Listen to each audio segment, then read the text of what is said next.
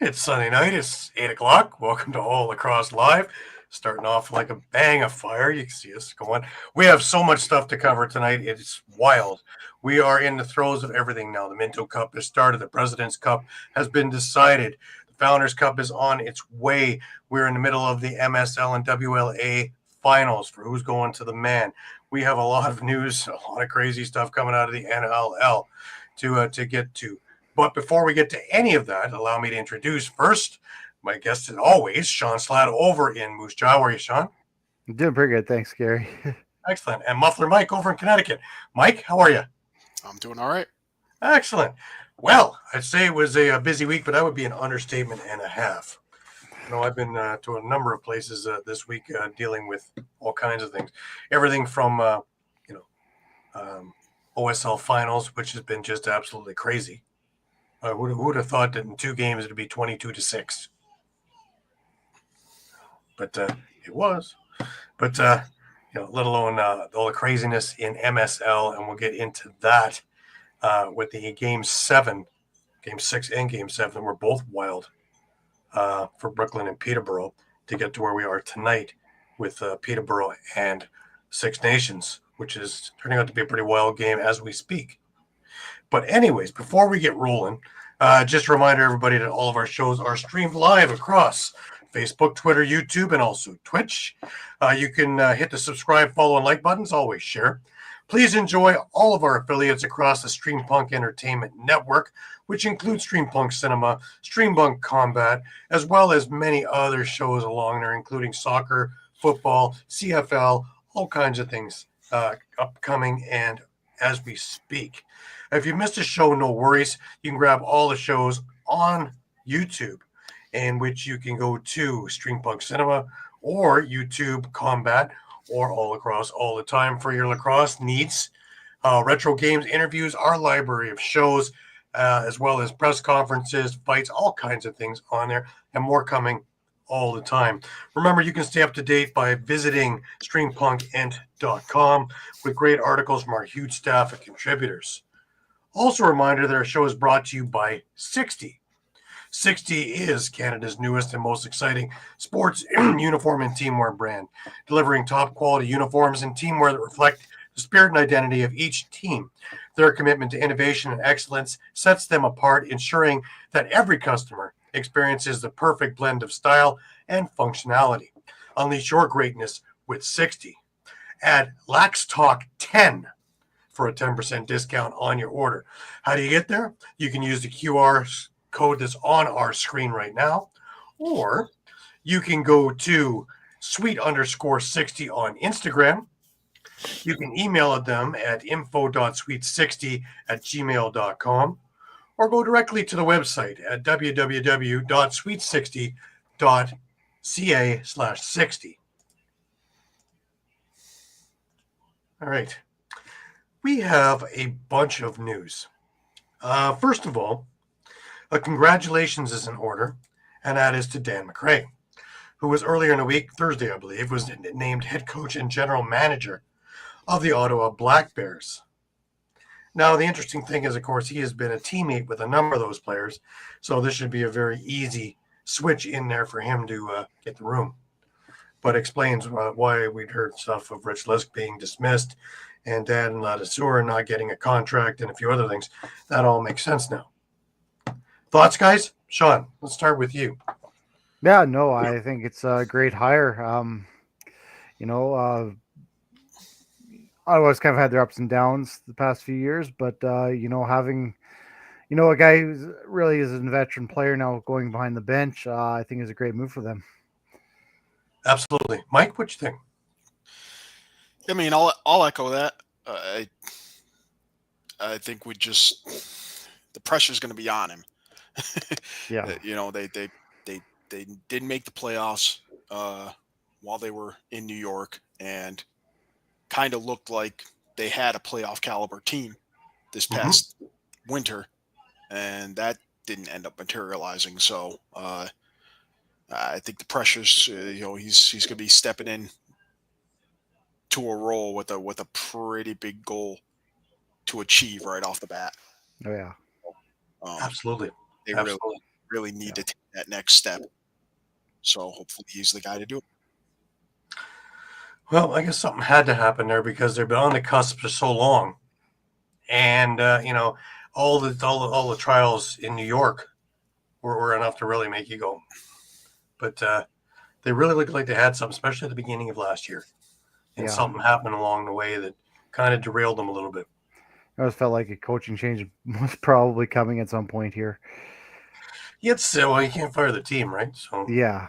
Something has to change. It's usually the coach, but they got the GM too, right? So that's another thing. So we'll see. But we also had news, of course, about the CBA, and that is the NLL and LLPA are continuing to negotiate the terms of a new collective bargaining agreement. Given the ongoing efforts, they have mutually decided to delay the beginning of free agency until August 29th, and they will provide further updates as they become available. Here we go again. Mike, your thoughts? Yeah, I mean, I'm glad to see they're making progress toward the CBA, but I have serious concerns about the fact that not only is this happening again, but you're looking at free agency opens and you have a week, just a week, to try to get free agents signed before the entry draft. Right. I mean, I don't care if you just came in the league like Vegas or if you've been here forever like Buffalo or Rochester. Your lacrosse operations group. That's it's almost setting up every single franchise's lacrosse operations group for failure. Yeah. To try to make all these phone calls and negotiations while people are working 9-to-5 jobs, etc. Trying to get them in to sign deals or. I mean, I guess maybe they can push physicals off to training camp, but even then, then that's just more added risk. It's also knowing what you need at the draft if you haven't signed what you were going to sign 3 weeks earlier. And what happens if this gets delayed in? What happens if this gets delayed any longer? We're going to push back the draft as well. Now you're getting into a real mess, right? Yeah. Well, I guess that's one of the reasons why the NLL decided beforehand that we were going to do an online draft. If they were doing an in-person draft, then they have some real problems because then they have problems with TV. They have problems with athletes flying in, as well as the TV personalities coming in and everything else. But if they're doing it online, I guess they can do it anytime they want. Right? Oops, we're going to do it next week instead of this week. Yeah, and one more thing I would add. Put yourself in the shoes of any player who's a free agent now. If you were planning to test the market, now you've got your own hurdle in trying to do that. And I mean, this to me, this is the kind of move that's going to force 90% of the free agents to stay put because they're not going to have the time. If you're playing for Ottawa, you may not have time to talk to Calgary or to Colorado or to Halifax if you wanted to test the market. The other thing too with that, Mike, is if it's so close to the draft too, especially if you're an older veteran, you're going to probably be competing against a younger prospect at even more closer of a timeline, right? Absolutely. Where you're probably going to want to just stick where you are just because that other team down the road can probably pick up a cheaper, younger guy off the draft. Yeah. I find there to be a lot of things that are going to be questioned about everything about it, that the draft didn't move, eligibility, declaring yourself, all that stuff was all up in the air with this, which makes zero sense when you know what you're in the middle of. And it's not like they've just been trying to negotiate for a minute. This has been ongoing. Like I said before, get to a temporary agreement that you can get things moving, that you can negotiate and scraggle with numbers after the fact, but get something that is tentatively good for both sides. now so that you can move forward. That's how progress is made. The rest of it is idiocy, because everything that you were doing and everything you have done to this point, and there's been some huge leaps over the last couple of years, is all on the back burner, is all pointless if you guys miss even a minute or put the illusion that you're going to be missing a minute. Remember the last time around, we lost teams, right? We didn't even lose games. We lost teams because they weren't sure. Do we really want to go back to that era? I sure hope not. We're so much better now. But that being said, brings us to more news. Now, originally we had three things that we were talking about, and the first one was solved last week. And I was remiss because I didn't play the video, and I do have it, and I would like to, if you can engage, just bear with me, for the Seneca Nation, and them purchasing the Rochester Nighthawks, and they put out a pretty nice little 40-second video. So bear with me for a second. Keepers of the Western Door, these lands are our home. For generations, our culture and traditions have been honored and passed down. Here it's more than just a game. It's the heartbeat of the community, shaped by generations of greatness. Today, the Seneca Nation carries that tradition forward, strengthening the foundation of a storied franchise in a city built on championships, culture, tradition, family. This is the Creator's game. I thought it was a pretty tasteful video that they put together. That was really good. Excellent. Now, that was the bit of good news. Now we're hearing the rumblings. I was hoping that Caden would make it on the show, but I guess he's still trying to figure out what's going on over there. We have had rumors, and we've had articles from Inside Lacrosse, Stephen Stamp, and as well as Adam Levy's jumped in on it as well, about possible movement this year of the Albany Firewolves to the Clarington area, to Oshawa, and to Oshawa, Ontario, and to play at the GM Arena there. Now, offhand, people are going, well, why would you go to a smaller market? It's not a smaller market. The Clarington area is probably home to 80,000 homes. So it's a pretty decent market, especially when you're looking at the history of the area, where the Gales are from, where the Whitby Warriors are from, where the Brooklyn Lacrosse Club or Brooklyn Redmen are from, where the Peterborough Lakers are from, Cobourg Kodiaks are from.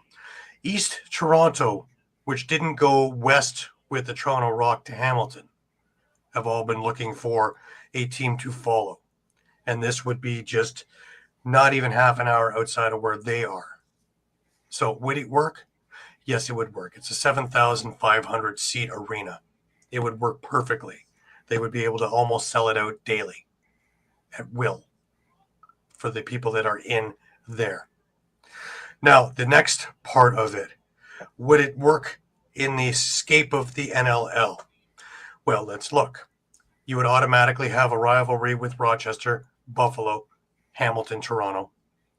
You would have a rivalry with Philadelphia, if they're still there. We'll talk about that in a minute. You would have a rivalry with Halifax, Ottawa.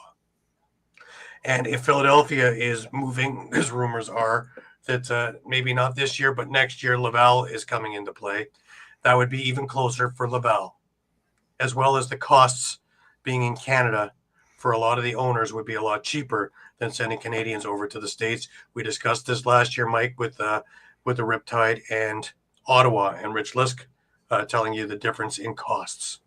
So this would work again that way on two different scapes. The attendance in Albany hasn't been great. Though it has been improving, it still hasn't been great. I don't think it's from Oliver Marty not trying or Mike French, but it just, there has to be a point. Now, I realize they did sign a 5 or 6 year agreement with MVP Arena. That becomes a little bit of a sticking issue. But I guess there's a way out of it, obviously, if they're going to move. But we don't have anything concrete other than this. And usually where there's smoke, there's fire.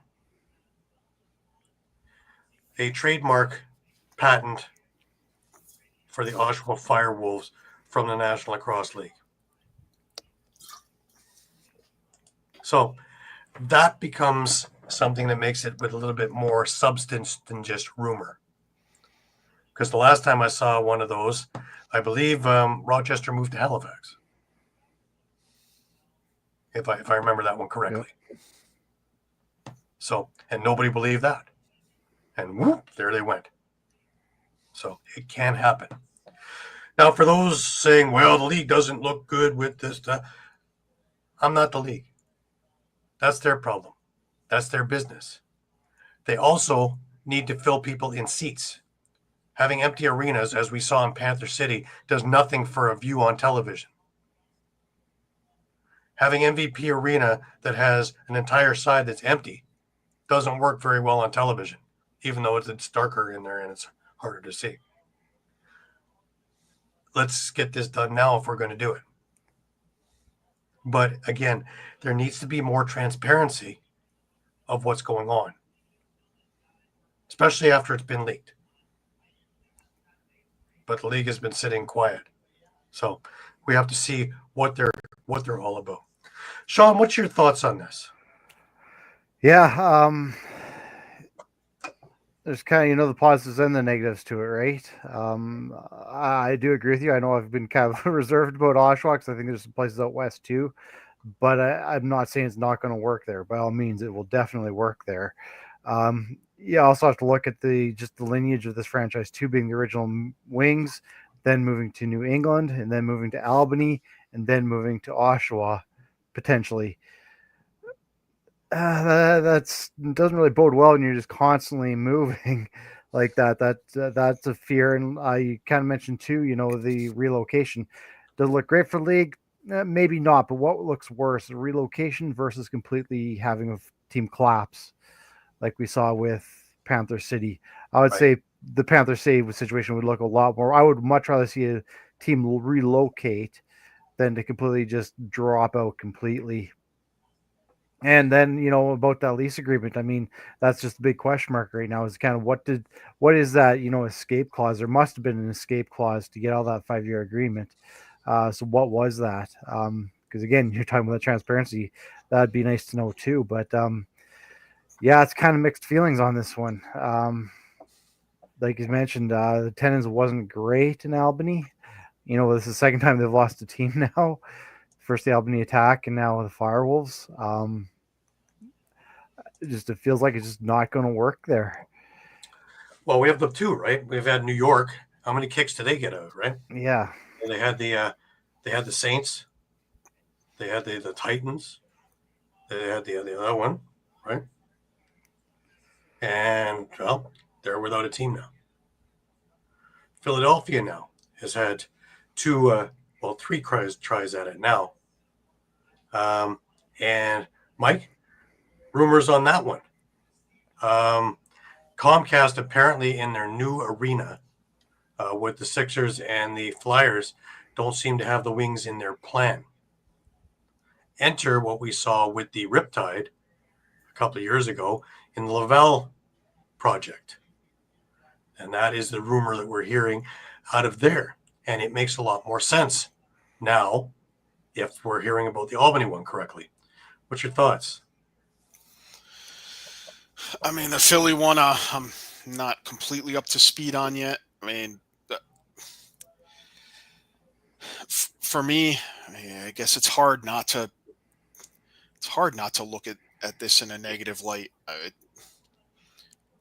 This franchise has relocated. If the rumors are true about Oshawa and it's, say, this upcoming season, you're talking about this franchise or this team has relocated 3 times in a decade. Yeah. 3 times now. And while I agree, I definitely agree with Shawn 100%. I'd rather have a team relocate than fold. I mean, it wouldn't have been nice to see. Would have been nice to see Panther City and Tampa or Charlotte or Kansas City or whatever was rumored. Detroit, any of those. Yeah.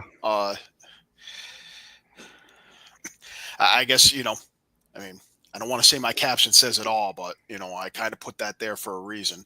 I'm just wondering what the deal is with the league's vision. Has it changed radically under Brett Frude as opposed to Nick Sakevich? Because, the whole business model when he came in was these new expansion teams are going to get 5 years.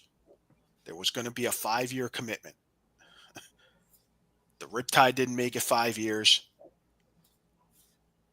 Now we have Albany not making it 5 years, basically.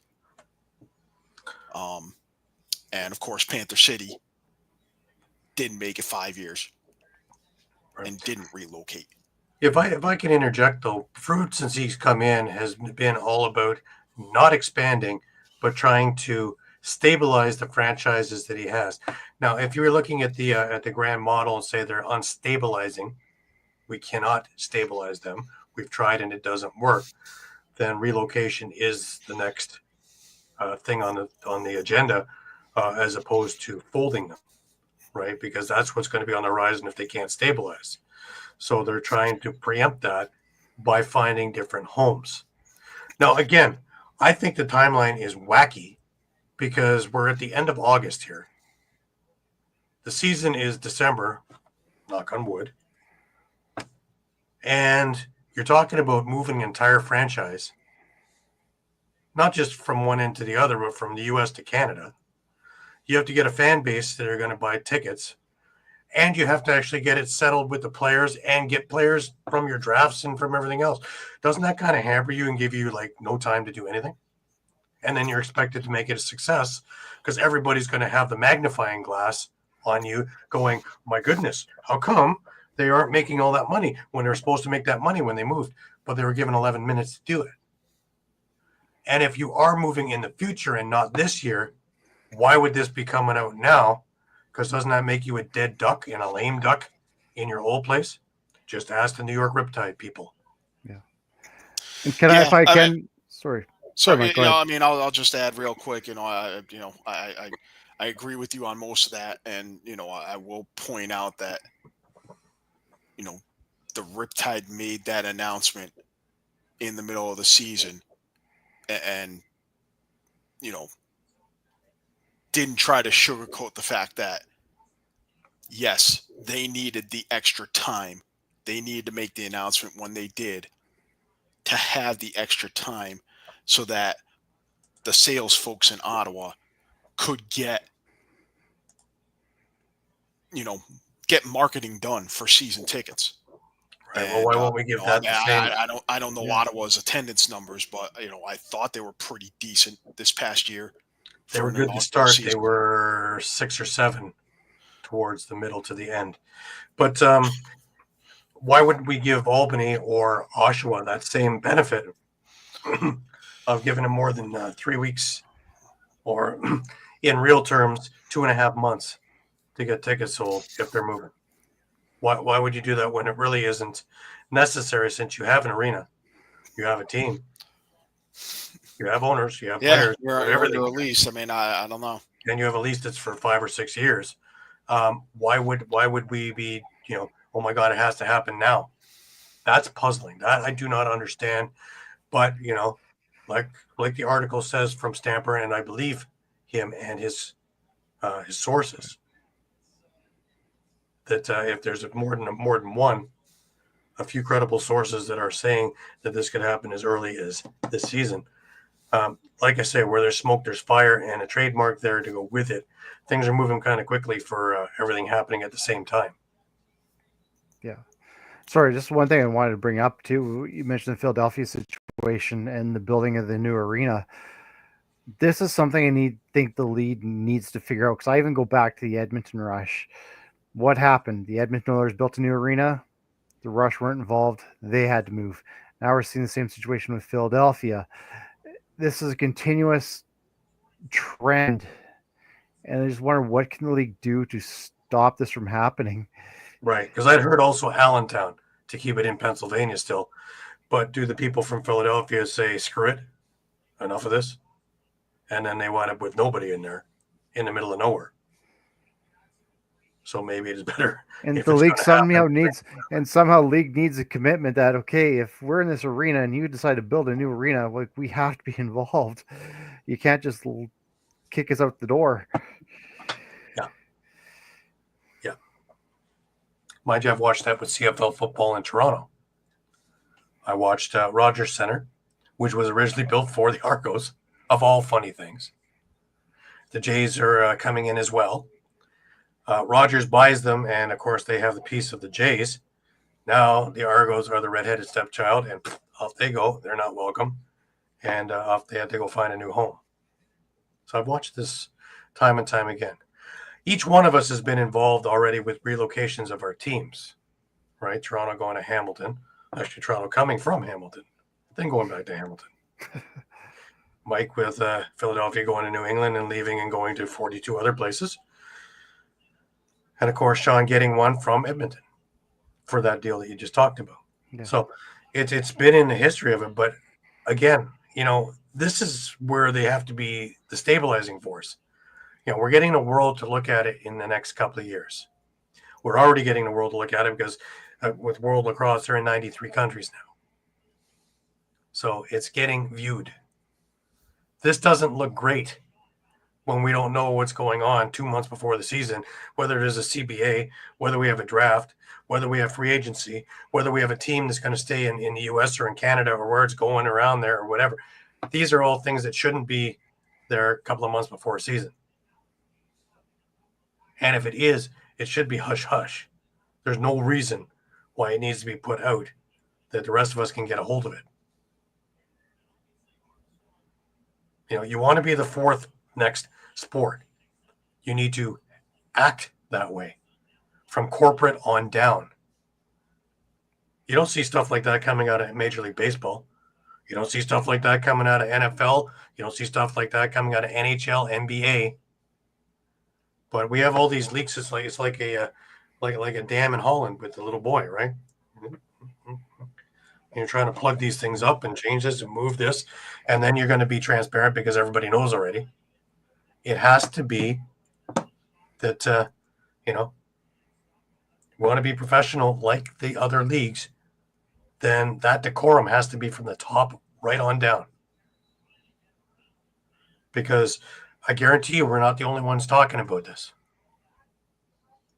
In fact, I would say that was almost as much of a conversation at the game yesterday with Brooklyn and Six Nations as the Six Nations and Brooklyn game.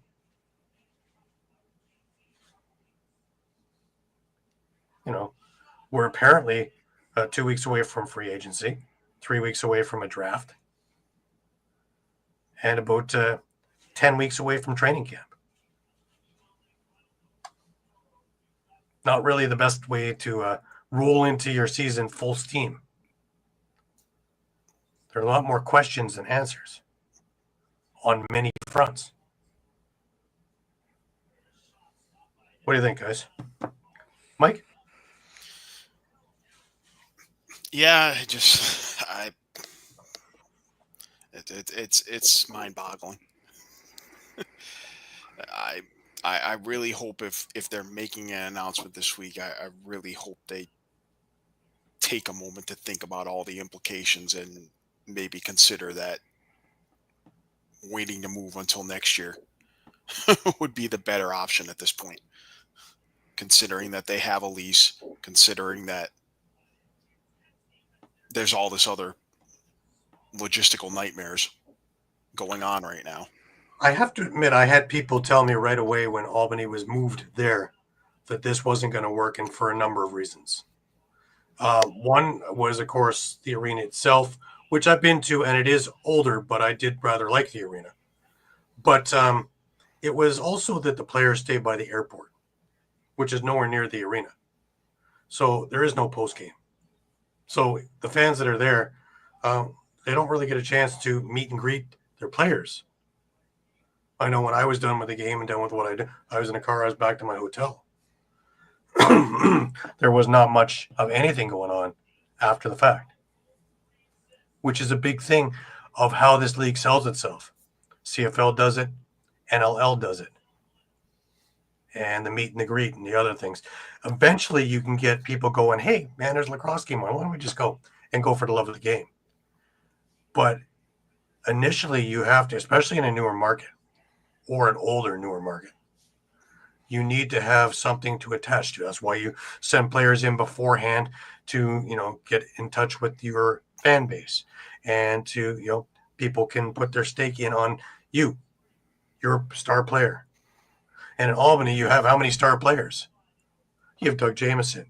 You have Alex Simmons. You have Dyson Williams. There's a number of them that you could just hang your hat on.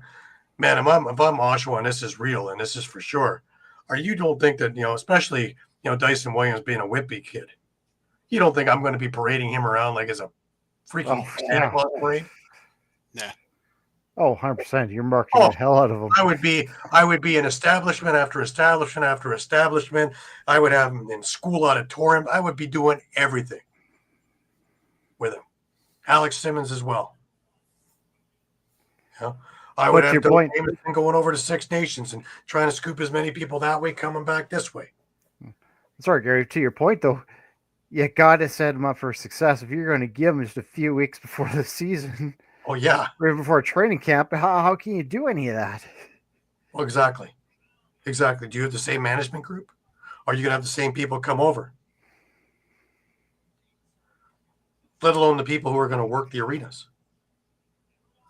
Front office staff. Is everybody coming over from Albany? How many Americans want? Oh, maybe nowadays more Americans want to come to Canada, but that's another story for another time. But that being said, how easy would that be, anyways, to come over here? So you'd need a whole new front office. It's more of the lacrosse operations, like I said before. Having to.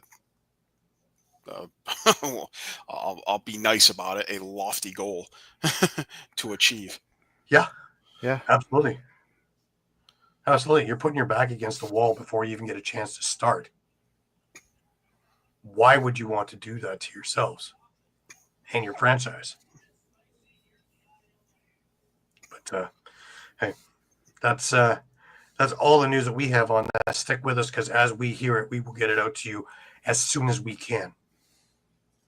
Now, we had some crazy finishes with summer ball here in Ontario. Let's start with the Ontario series, and of course we had the finals that started last weekend, and this was after a brilliant Game 5. They got Six Nations into the finals to face the undefeated Brooklyn Merchants, and Game 1 didn't quite go the way Six Nations would like it to have gone. It was ugly.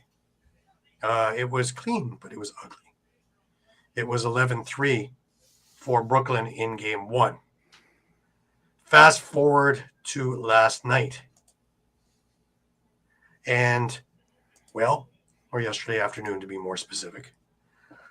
And it was, again, Brooklyn taking it to Six Nations. And as much as I'd like to say that, you fall into traps and you do other things, everything that they did on a mission.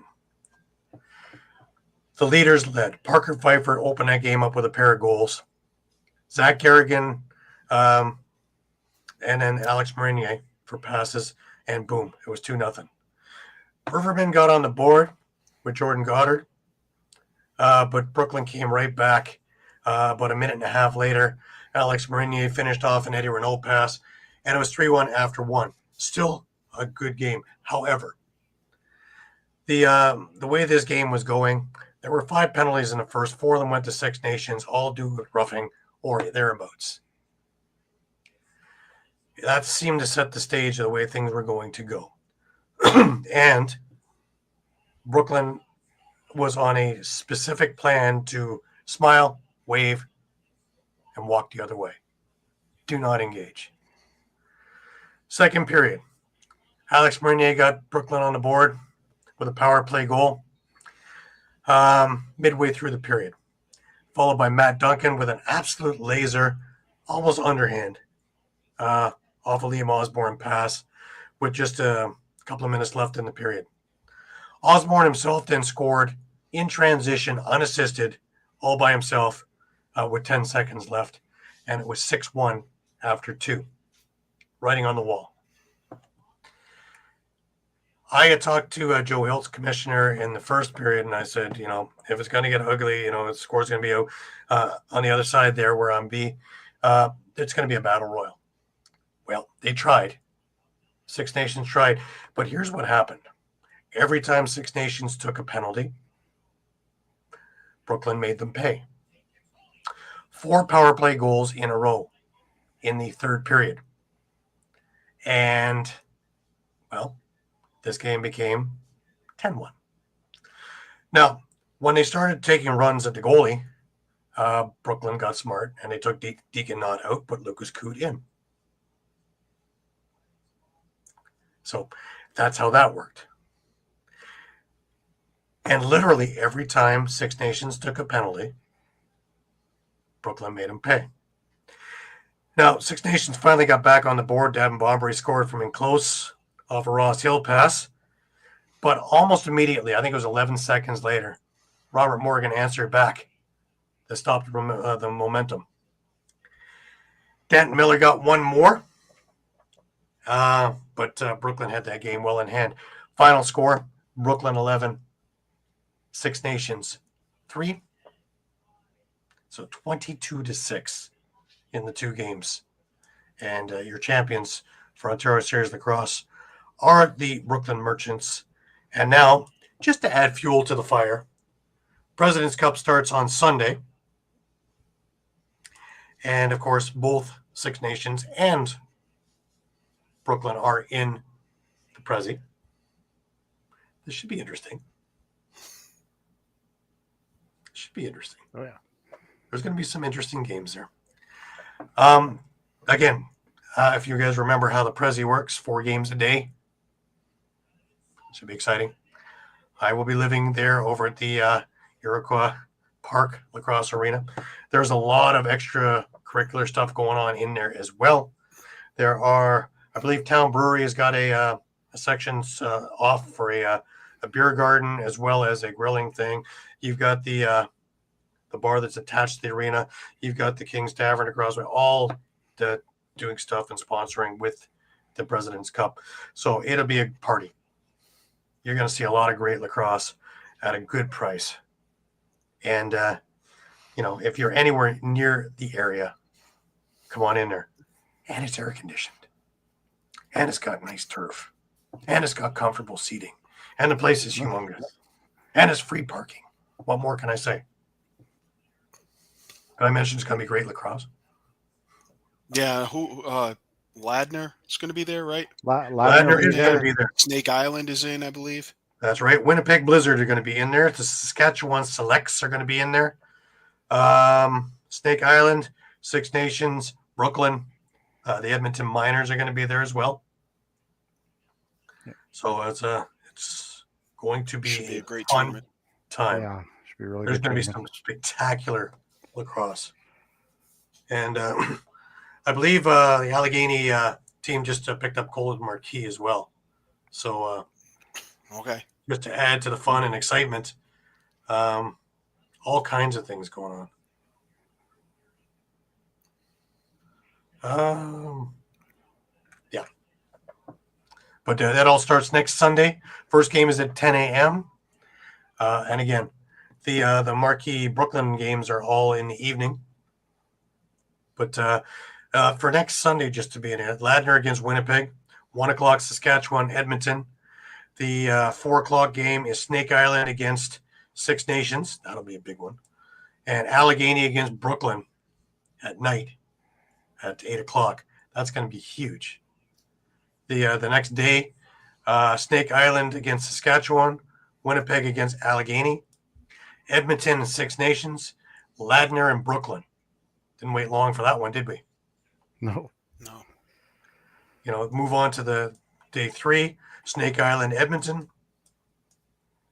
Allegheny, Ladner, another big one. Ladner plays twice that day against Winnipeg then. That's wild. They play the 10 o'clock. Oh, hang on a second. Sorry. My computer's doing weird things. Imagine that, eh? This computer. No, Ladner, Brooklyn, Monday night. The Tuesday, it's Snake Island, Edmonton, followed by Allegheny, Ladner. And that's all I've got on screen right now on their roving thing. But no, there's a couple more. Thursday start the playoffs. Friday semis. Saturday are the bronze medal and the gold medal games. It's going to be a big week. So, moving along with the tournaments, the Minto Cup is in full swing right now. That's ugly, is Shawn? Yeah. On right now is Coquitlam and last night we had a big one though. We had Orangeville and Coquitlam meet head to head, and well, the first round went to Orangeville, 12-5. If there was a game of games that they had, this was the one right off the hop, and Leah Matthews had 4 goals, 4 assists, as well as Trey Deere with 4 goals. Aiden Matthews had a pair with 3 assists as well, and they took that game 12-5 over Coquitlam. Now,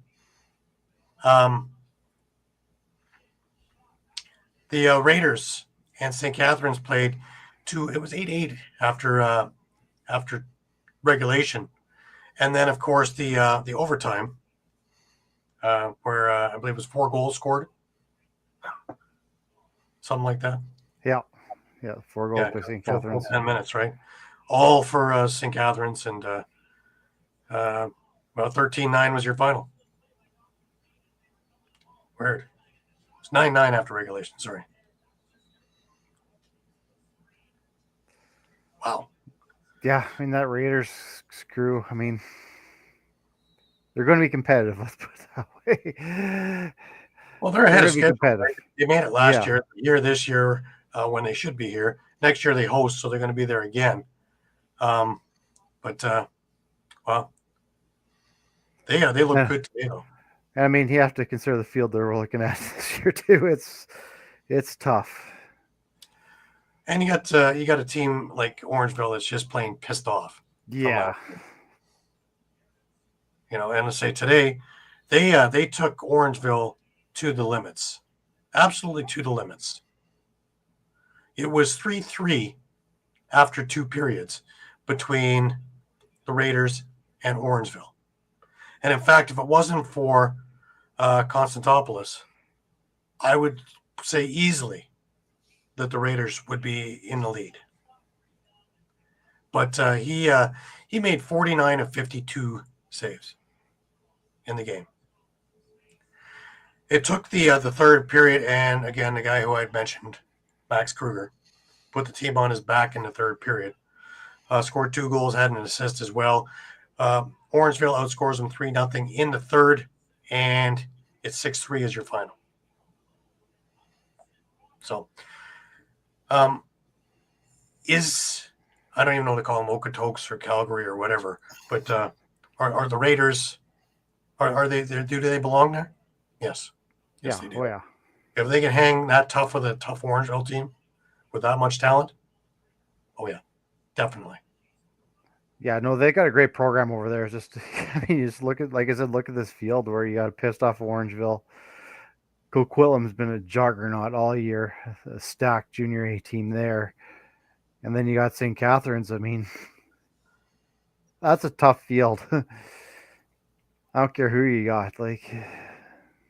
Yeah. And tell us a little bit about what's going on right now in the 4th game of the Minto. Actually, they're just in the second intermission now, heading into the third end. Yeah, it's getting ugly. It's Coquitlam's 11, St. Catharines 4. So Coquitlam's taking out their frustration from last night, I guess, on St. Catharines. Right. But well, still more to go in this thing. The only one that's undefeated right now is Orangeville, so Yeah. 2-0. So, but I would be shocked if it's anybody other than Coquitlam and Orangeville in the finals. But hey, stranger things have happened. Yeah. But say St. Catharines looked good last night, not looking so good today. But then again, Coquitlam is another one of these pissed off teams today. Yeah. Oh, yeah. All right, let's bring ourselves over to some WLA action before I talk about the mess in MSL. Yeah, we can head into the WLA. We're into the finals now. Coquitlam and New Westminster. Game 1 Tuesday night. And probably what we kind of expected out of this series. It was a goaltending duel. Coquitlam came away with the 6-3 win. And both Christian Del Bianco and Frank Chiliano had hell of a game. It was 1-1 after the first period. Coquitlam then kind of jumped out in the lead. It was 5-3 after 2. So really kind of things were still within reach. And then the third period, New Westminster outshot Coquitlam 19-9. Christian Del Bianco stopped all 19 shots he faced. Coquitlam got a goal late out of Keen Moon to give them the 6-3 win. Overall, I mean, Coquitlam, he had goal and assist from Jalen Chaster, Jacob Saunders with a pair of assists. He had goals from Adam Noakes, Riley Isaacs, James Ray, Keen Moon, and Brett McIntyre.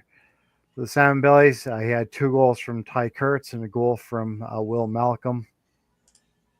So Coquitlam takes the early lead in that series.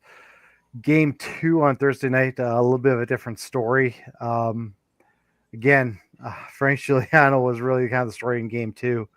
Coquitlam outshot New Westminster 49-44, and Frank Chiliano allowed 5 goals in the 10-5 win. And it was just a big first period, for New Westminster with 6 goals. They were up 6-1 after the first, and really it was tough sledding from there for the Adnaks. You had a hat trick from Mitch Jones for New Westminster, 2 goals from Ryan Martell. You had goals from Will Malcolm, Hayden Dixon, Drew Belgray, Logan Schuss. For the Adnaks, a goal and assist from Keen Moon. He had a goal and 2 assists from Keen Moon, a goal and assist from Brett McIntyre. Christian Del Bianco again to start, stopped 34-44 shots in the loss. Then we had game 3 the other night, and it was a nail biter. Interesting enough, no Christian Del Bianco for the Coquitlam Adnaks. Word is he had a wedding. Couldn't make it for the game. Probably was the best man at that wedding. Yeah. So there was Kenny. But 3-3 after the first. The Salmon Bellies took an 8-6 lead heading into the third. Then with 3 minutes and 12 seconds left, Hayden Dixon gave the Salmon Bellies an 11-10 lead. With the extra attacker on the floor with a minute 23 left, David Cherney scored for the Adnaks to send this thing into overtime. And you ask what happened to the Victoria Shamrocks when you head into overtime with the New Westminster Salmon Bellies. They just seem to find that extra gear. You almost seem like you want to put New Westminster away in regulation because they scored 3 times in overtime. Ty Kurtz, Tyler Pace, and Hayden Dixon all scoring for the 14-11 win. How you like this? Mitch Jones, a goal and 10 assists for 11 points. Ty Kurtz with 4 goals and 7 assists for 11 points. You had Will Malcolm with 3 goals, 3 assists for 6 points. You had Hayden Dixon with 4 goals.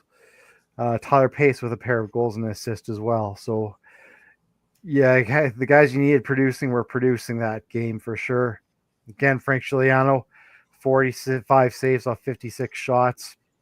The Adnax, again, no Christian Del Bianco, had Andrew Gallant in goal. I mean, give him credit. He saw a lot of rubber, 51 saves on 65 shots. So as we start right now, New Westminster has a 2-1 series lead, and Game 4 goes tomorrow night. So that could be a pivotal one. I think, if the Adnax can't rebound, could be tough sledding the rest of the way.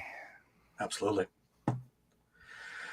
Well, let's talk a little bit about this MSL thing of semifinals. When last we left our story, Brooklyn was up 3-2 and just needed one game on Wednesday at home, and that would be it. And things were looking swimmingly. At one point, they were up midway through the second, 5-1. And one would think, hey, we could see Brooklyn playing Six Nations. Well, it just kind of didn't work that way.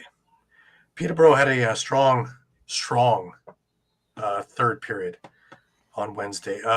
First off, we had Joe Resiteris, followed by a just a laser from the side of the net.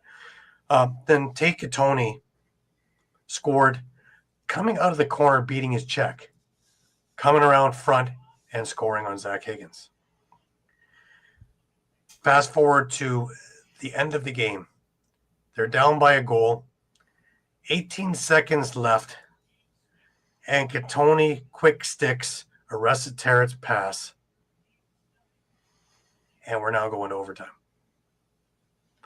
In overtime, about halfway through the overtime period, again, Tate Katoni for his natural hat trick. The beauty little shot that beat Higgins. Finishes off with a salute to the fans, salute to the bench, and see you tomorrow night in Peterborough. 6-5 is your final on Wednesday for Peterborough. They stay alive, though their backs were completely against the wall. So you think to yourselves, boy, they certainly skated out of that one. Peterborough gets out to a 2-0 lead on Thursday's game at home. Brooklyn ties it. They actually took control of the entire second half of that first period. And it is 2-2. The second period was more of a defensive struggle. Now, it looked like they had control of the whole period because they were the only ones to score, Brooklyn did. But it took damn near 17 minutes before they scored. Connor Kiernan, followed by Sean Wesley and Jacob Hickey, all in the last couple of minutes of the period, and it was 5-2. We go into the third period, and Luke Keenan scores, as well as Jacob Hickey. Braden Sarah scored one for Peterborough. It was 7-3. Are they able to close the door this time in the third period up by 4? I'd love to say yeah, but no. Justin Sykes scores. Tate Katoni scores. Mike Robinson. Now things get kind of weird here. With about a minute 15 left, Mike Hazen calls the referee over to the bench, and they talk for a while. It turns out they're going to measure Zach Higgins' equipment. Now, it got a little messy on this one because it deemed to be illegal, but yet he was allowed to stay in the net. But he got a 5-minute penalty for illegal equipment. By the way, 18 seconds into that 5-minute penalty, tie game. Now, the period ends. We're tied. We're going to overtime. There's still 3 minutes and 45 seconds left on this penalty. Now it gets stranger. Apparently, it was Nick Rose who alerted Mike Hazen that the equipment was illegal because they need category labels. Apparently, when I talked to Lynn Withers about it, commissioner of the MSL, she told me they need category labels on the equipment. NLL equipment does not. These are their NLL pads. Yeah. So Nick Rose knows this. So they were already pulling Nick Rose for the faster Drew Hutchison when they're pulling the goalie to get back in net. Now, the question was, why did Drew Hutchison stay in net in the overtime? Didn't need to pull a goalie. Why would Nick Rose go back in? Because his equipment was probably illegal too. So they didn't want to take that risk. So they kept him far, far, far away from the bench. He was behind the bench. He wasn't even on the bench. Yes, the mind games. Anyways, Brooklyn is able to kill off the penalty. About just over 7 minutes into the overtime, Mike Robinson throws a prayer from beyond the restraining line. And these things will go. Caught the corner. Peterborough wins 8-7. Now, to get a little bit more about this penalty.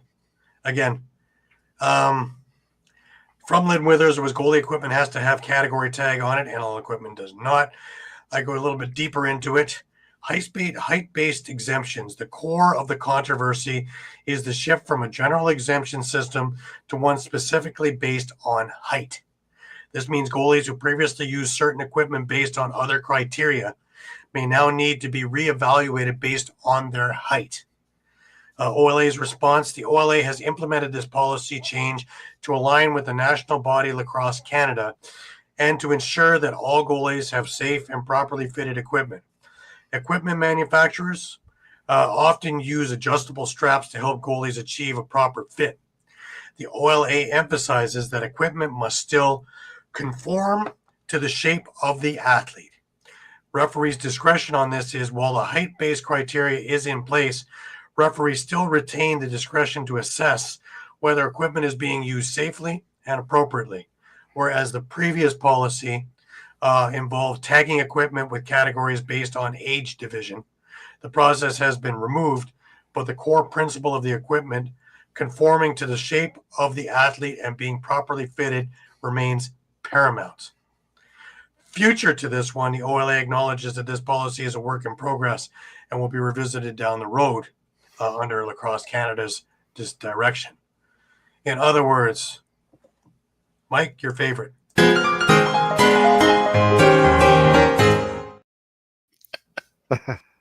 That's basically the explanation for it all.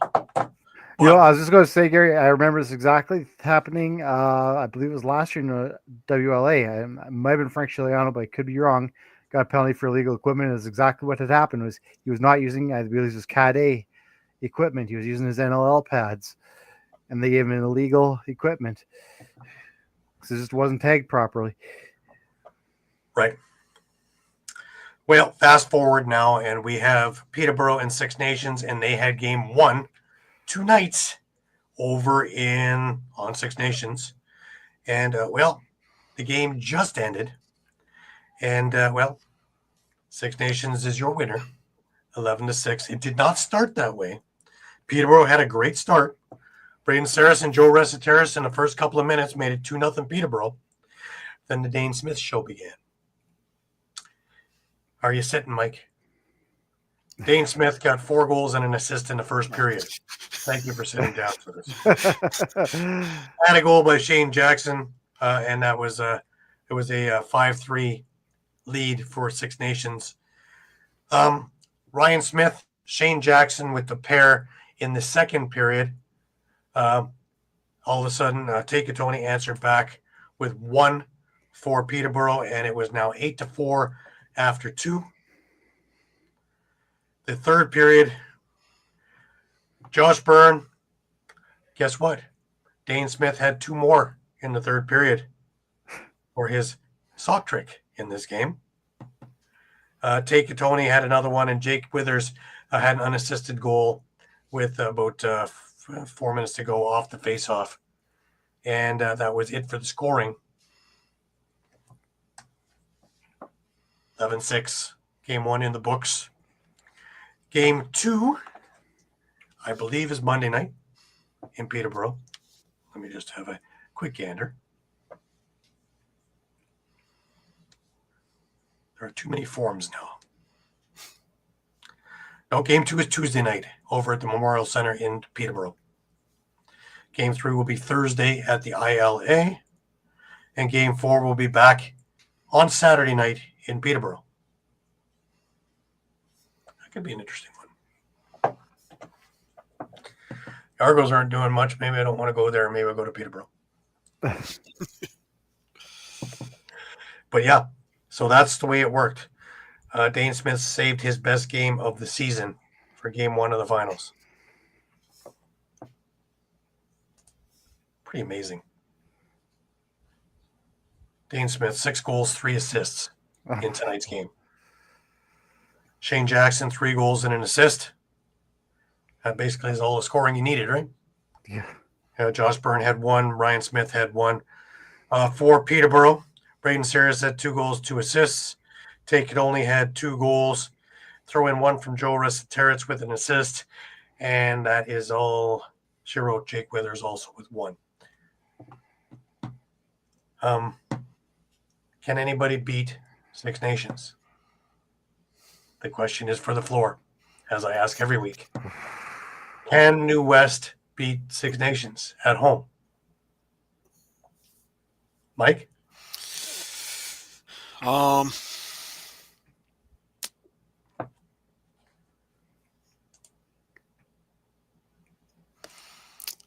I don't know. Hey, Dave. Thanks. Thanks for joining us, bud. Thanks for tuning in, Dave. I'd like to think this year, if it's New West and Six Nations, I'd like to think this year would be different than 2 years ago because there'd be a little bit of a revenge factor. Okay. But Shawn? Can anybody beat Six Nations? Yeah, and I really want to say that, New West has a chance, but you look up and down that Six Nations lineup, and man, that's an NL All-Star team. Like, let's be honest. The Scratches are an NLL All-Star team. Yeah. This is one step above that. And I don't want to take anything away from New West. I mean, they've got a really good team themselves, but holy, I don't know how you would beat them, but Now, I also look at Peterborough barely got by Brooklyn, and Brooklyn didn't have Chris Boucher, who is in a family vacation in South Africa. So he couldn't play these games. Do you think he would have been a difference maker in these couple of overtime games that would never gotten overtime? Oh, yeah, absolutely. I could have. Let alone Brady Kiernan, who had ankle injury in game 1 or game 2, if he was healthy. He was a spark plug, even had a goal in the game he got hurt in that period.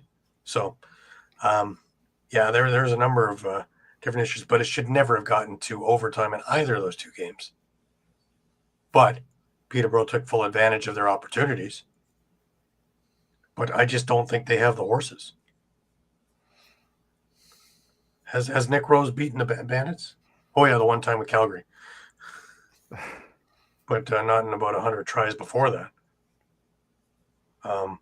And as John Gertler and I joked, the Six Nation Bandits are looking very good.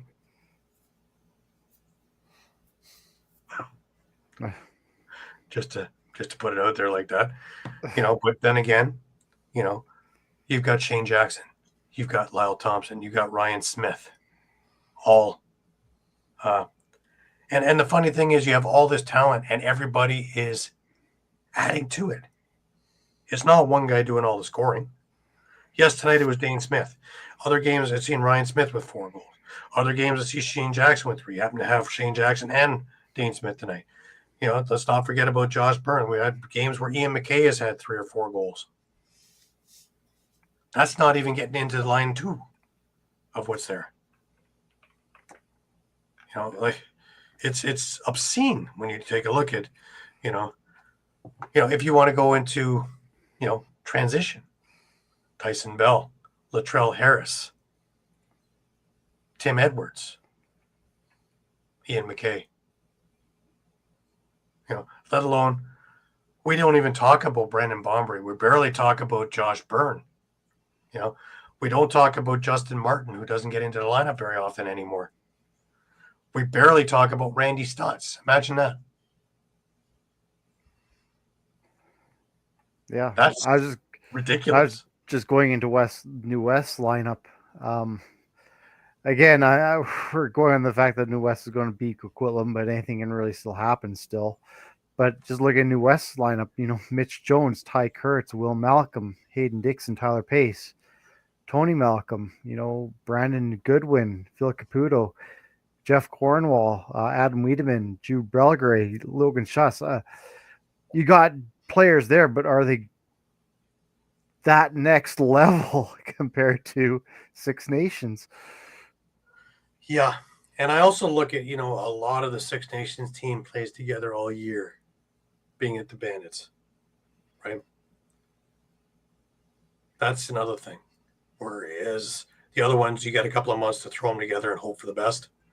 Whereas here, yeah, you've got a couple of guys who aren't in, but then again, we start taking a look at other players who are playing there, and Lyle Thompson and Shane Jackson play together all year, right? Yeah. Justin Martin, Brad Cree play together all year with Latrell Harris. Let's go Tyson Bell, Randy Stotts. We can keep going if you like.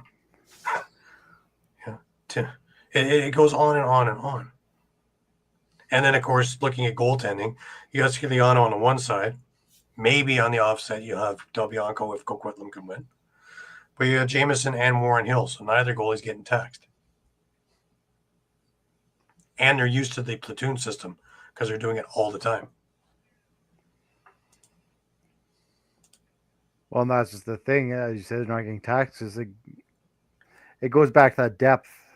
You got Justin Getty to back up Chiliano, who's not a pushover, but it's just not the same depth that Six Nation has. Right. I would give Brooklyn more on that one, having Orleman as a backup to Zach Higgins, right? Yeah. But again, it comes back to my question. Are there enough horses in the West to take out Six Nations? Maybe if you combined Victoria and New Westminster as a team together. Well, you still have that rule, right? That rule is still there. So maybe New West takes Christian Del Bianco, and then you tell Frank, sorry, I know you got us here, but so long. Because that's the question. That's the question. Losing the room? If you're going against, considering, let's just say it is New West, if you need to bolster and take players in now, do you bolster your offense? Do you bolster your defense and goaltending, or do you kind of combine that, especially if you pretty much know you're playing Six Nations? Well, I wonder because if you bolster your defense and it doesn't work, then what? Then do you say you have enough offense there? Do you bolster the goaltending and risk losing the entire room? Because you got to feel for Sciliano, who's stood on his head to get there. And he's been playing fantastic this finals. You have to admit that. Yeah. So it's a slippery slope, really. I hate the rule myself. I understand, it's about parity and stuff like that, but you have all year to bolster your team. Make deals, find people, do whatever. Right? From the moment the NLL season starts, or actually the moment the Mann Cup is lifted, you have opportunity to start getting people to commit to summer ball there. And forgive me if I'm wrong here, but I believe BC is as big a hotbed as Ontario. And it has been for years and years and years and years. I'm not necessarily disagreeing with you. And you do see these teams bolstering up, especially with Victoria and New West, especially when you looked at their off seasons. Mm-hmm. But it almost seems like there's still a little bit of a talent gap between Ontario and BC. Right. Regardless of the hotbed part, it just seems to be that talent gap. I can't explain it, but there is. Right. I think it's odd, but I just, just the way Six Nations has pulled in players because, they're not all from Six Nations. But now there. And when does it come to an end? And Six Nations won their 11th Man Cup in a row. Really? When does it become like we're playing for second place and nobody really has any interest anymore? Yeah, I mean, it might in a year or two. Like that's where the hard part is. Like when you get a team that's stacked like that, like what can you do? Right. On something that's supposed to be amateur.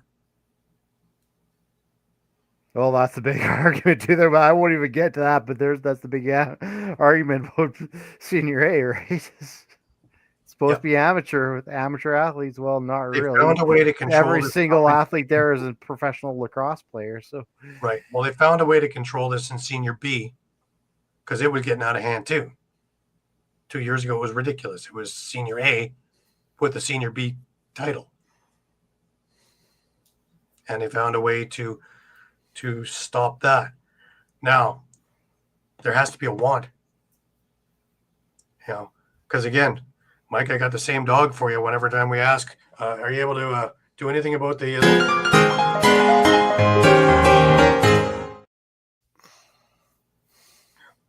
It's a lot of answers out of MSL. Well, do you think the OLA is going to sit back and say, oh, yeah, we're going to... Well, yeah. OLA is not going to do a thing. I'm just thinking of the MSL, just out of, sheer trying to keep other teams engaged and competitive, not being feeders for the other ones. Like, Oakville was a joke this year because they traded 3 of their players, main players, for cash considerations to Six Nations. When I was talking with Wayne Colley a while back in Prague, and we've done this a couple of years in a row, we talked about some of the things of MSL. If he were to be commissioner, one of the things he was saying was would be no more cash deals. It would be player for players or player for player of equal value, so that we couldn't do this little thing here. There was a number of ideas he came up with if he were to be commissioner, and I really liked it. But I don't know. One of the things, of course, we've always been on is we should be streamlining, at least summer-wise, streamlining the rules, because we got different ones for Lacrosse Canada. We got different ones for each, whether it's Ontario, whether it's BC, whether it's RBLL. Everybody has their own, we got to carry a different rule book. And then, we're going to go into Lacrosse Canada rules when we're going to the Man Cup. Okay, and which one is that? I always like it when a referee gets confused and makes the wrong call. Goes, oops, sorry, thought it was winter. Sorry, summer. Bill Fox used to talk about that, Occasionally, you have so many damn rules in your head that you'd be calling the wrong one, and guys are going, I'm sorry. Yeah. Wrong league.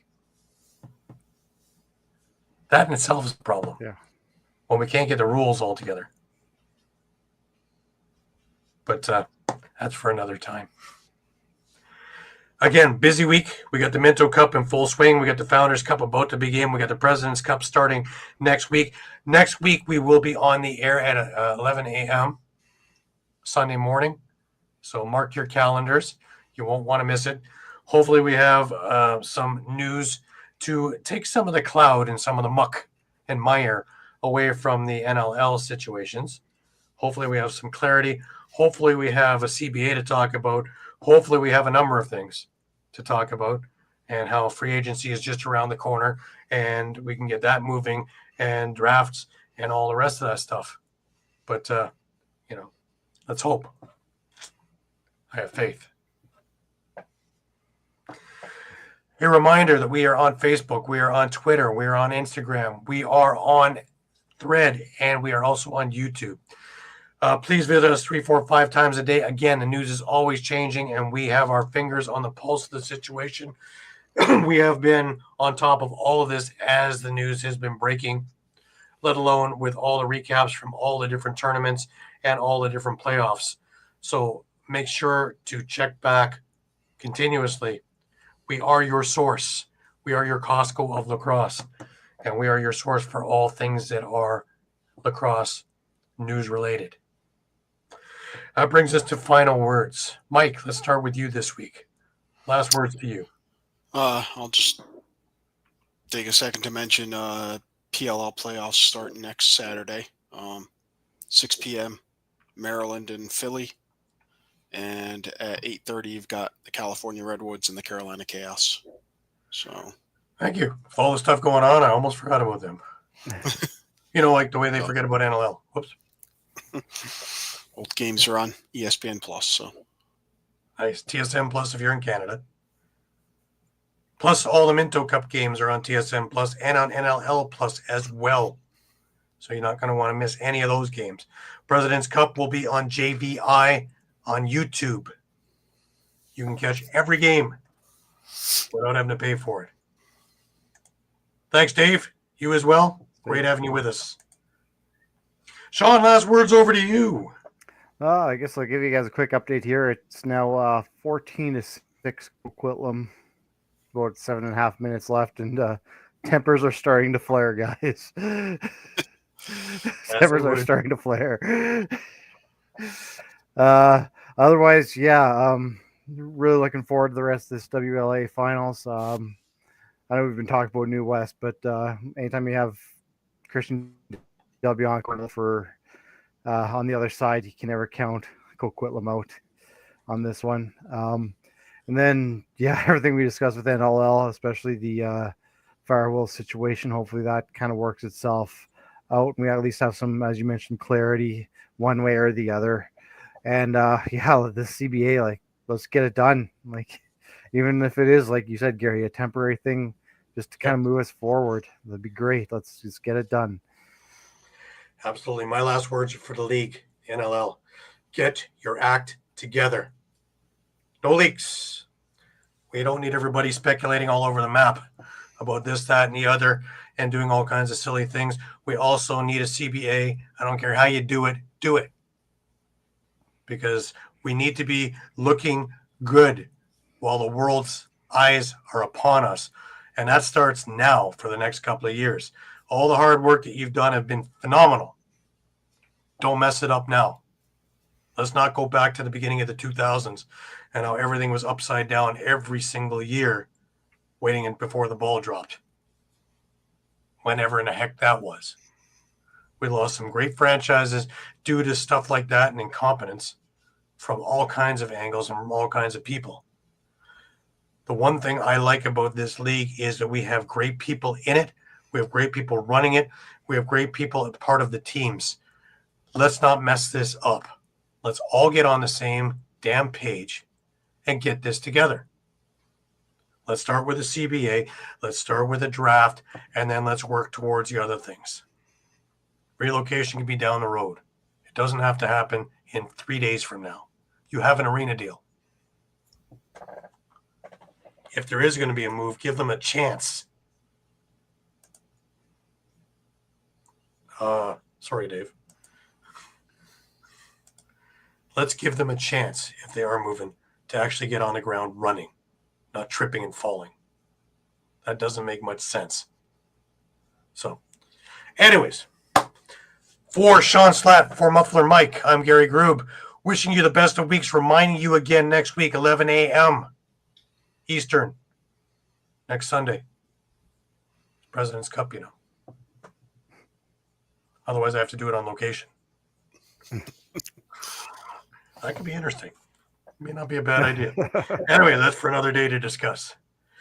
Again, remember, keep your sticks high, keep your spirits higher. And until we meet again next week, have a great week, everybody. Take care.